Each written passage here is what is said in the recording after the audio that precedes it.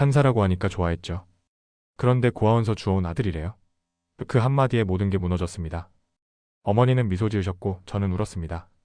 그날 이후 저는 아들이기 전에 인간으로서 결심했습니다. 절대 그런 가족 곁에 내 어머니를 둘 수 없다고요. 안녕하세요. 전지적 독자 시점입니다. 하루하루 마음을 울리는 이야기, 오늘도 따뜻하게 전해드립니다. 좋아요, 구독, 알림 설정은 언제나 무료입니다. 그리고 여러분의 구독과 좋아요, 알림 설정은 저에게 정말 큰 힘이 됩니다. 사연이 마음에 닿았다면 조용한 댓글 응원도 부탁드릴게요. 그럼 오늘의 이야기 시작합니다. 안녕하세요. 저는 서울 동작구에 사는 올해 35, 직업은 가정법원 판사입니다. 그리고 저는 3살 무렵까지 고아였습니다. 아무도 저를 찾지 않았고 기억 속엔 희미한 울음소리와 차가운 고아원 식판만 남아 있었습니다. 그런 저를 한 사람 단 한 사람이 세상 밖으로 꺼내주었습니다. 제 인생의 은인 제 어머니입니다. 피 한 방울 섞이지 않았지만 그 누구보다도 따뜻하고 강하고 자랑스러운 제 어머니죠. 하지만 그 어머니께서 제 상견례 자리에서 모욕을 당하셨습니다. 고아원서 주워왔더니 판사 아들이 됐네요. 그 말이, 그 표정이, 그 분위기가 아직도 생생하게 머릿속에 남아 떠나질 않습니다. 그리고 저는 판사로서가 아닌 한 아들로서, 한 인간으로서 그날 이후 완전히 달라졌습니다. 지금부터 제 인생에서 가장 뼈아픈 진실을, 그리고 가장 뜨거운 결심을 이야기해드리겠습니다. 어릴 적 저는 아무것도 모른 채 고아원에서 자랐습니다. 태어난 병원도 부모 이름도 몰랐죠. 보육원에서는 네가 착하면 언젠가 진짜 가족이 생길 거야 라는 말만 들었습니다. 그리고 그날 정말로 한 여인이 고아원에 찾아왔습니다. 보육사님은 조심스레 말씀하셨죠. 수여가, 이분이 앞으로 내 엄마란다. 그때 그분은 저에게 웃으면서 이렇게 말하셨어요. 우리 수혁이 이제 엄마랑 집에 가자. 그 한마디에 저는 낯설면서도 따뜻함을 느꼈습니다. 그분, 그러니까 제 어머니는 39의 늦은 나이에 저를 입양하셨습니다. 결혼도 하지 않으셨고 그 누구보다 독립적이고 고고하신 분이었죠. 교직에 계셨고 늘 책과 신문, 클래식 음악으로 가득한 집에서 저는 다시 태어났습니다.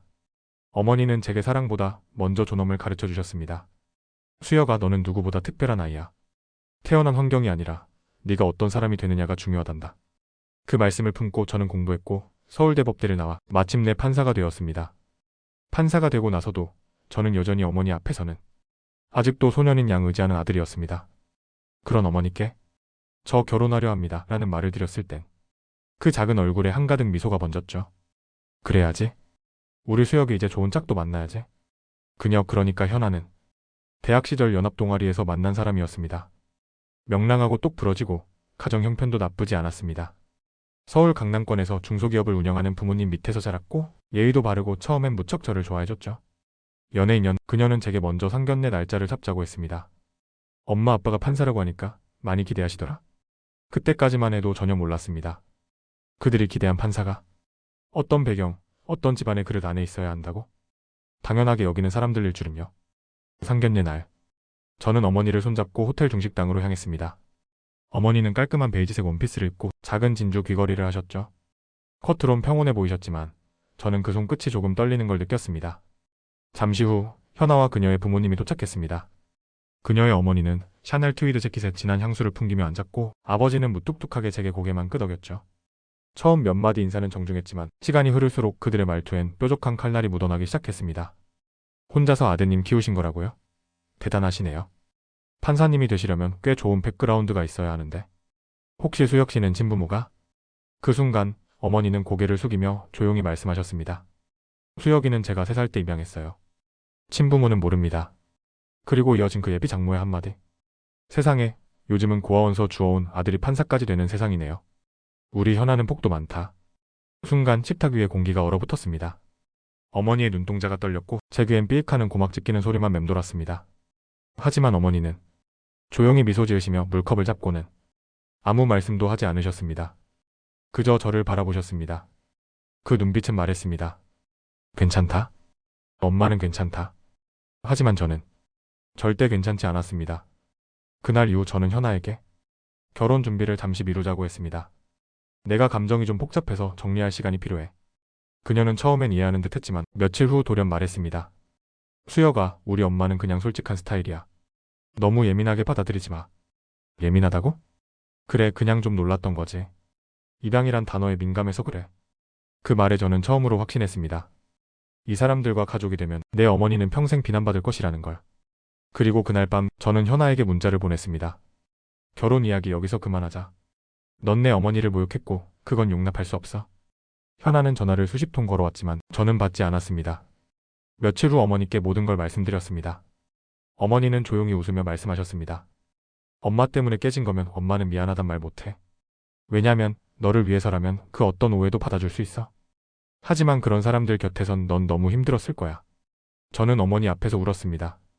판사가 되고 강단 있게 말하던 저도 어머니 앞에서는 여전히 무너지는 아들이었습니다. 그리고 저는 다짐했습니다. 앞으로 어머니가 더 이상 어떤 자리에서도 작아지지 않도록 누구보다 당당하게 살도록 제가 그 곁을 지키겠다고요. 그 이후 어머니와 함께 여행을 다니기 시작했습니다. 처음으로 제주도에서 둘만의 시간을 보냈고 부산, 경주 그리고 올 가을엔 해외여행도 계획 중입니다. 어머니는 요즘 손자 보고 싶다고 하십니다. 결혼 안 해도 괜찮아. 네가 원하면 엄마는 언제든 준비됐어. 전 생각합니다. 진짜 가족이란 피가 아니라 마음으로 연결된 존재라고요. 저를 길러주신 어머니가 누구보다 고귀한 분임을 그 누구도 깎아내릴 수 없다는 걸 저는 압니다. 혹시 이 영상을 보시는 분들 중 출신이나 배경으로 인해 상처받은 분들이 있다면 기억해주세요. 당신이 걸어온 길이 당신의 가치를 말해주는 게 아닙니다. 당신이 지금 어떤 선택을 하며 살아가고 있는지가 당신을 증명합니다. 그리고 가족이란 같은 마음을 나눌 수 있는 사람이라면 그게 누구든 얼마나 소중한 존재인지 잊지 마세요. 이상 제 진심을 전해드렸습니다.